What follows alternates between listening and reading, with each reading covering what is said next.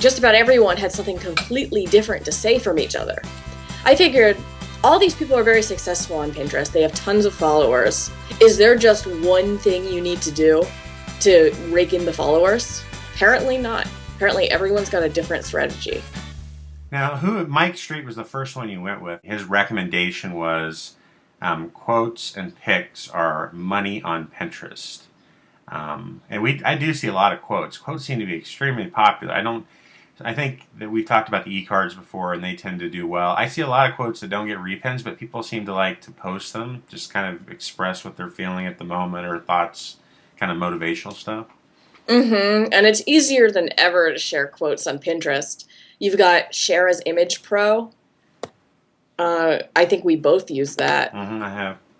And you just highlight some text on the page, click your Share as Image Pro bookmarklet, and it just sets that up for you. Lizzie Roscoe, who runs McDonald's Pinterest page, which is pretty cool that you got a quote from her. She was all about thinking before you pin, how it fits into your strategy, and whether your audience would be interested. Is that fairly accurate? I really got in touch with Lizzie after, I was spending all this time looking at bad brand pages on Pinterest. I think it was in January when suddenly brands are like, oh, we've got to use Pinterest too. It's blowing up. Right. And it seemed like they were just throwing on whatever. I did a lot of lampooning of brands.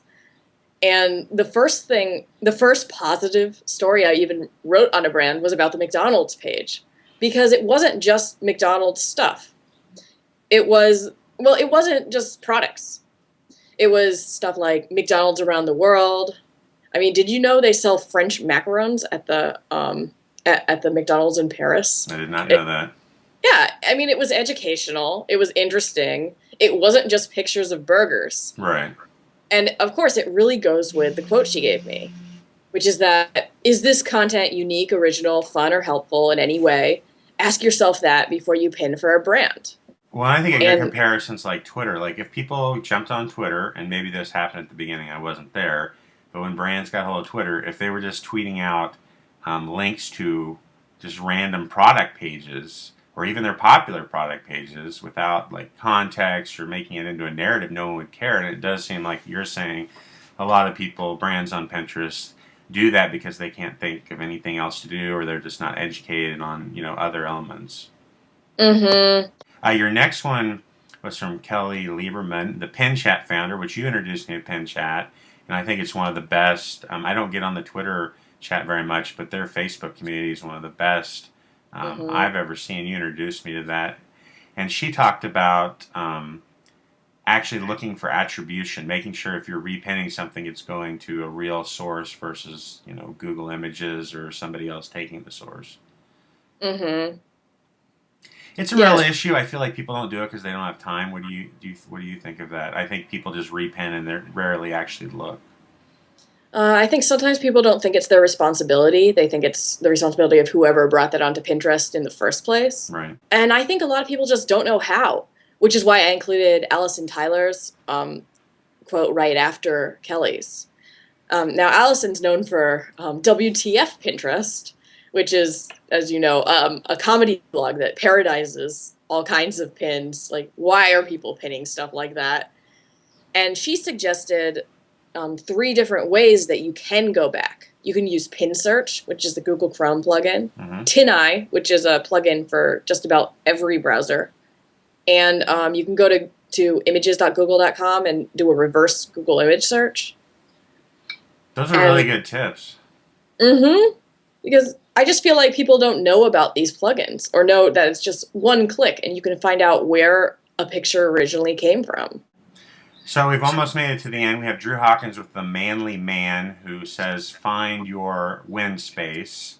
So he means, essentially, Pinterest is a bookmarking for images, and almost everybody has an interest that is visual in some way. So find your interest and kind of focus on that, right?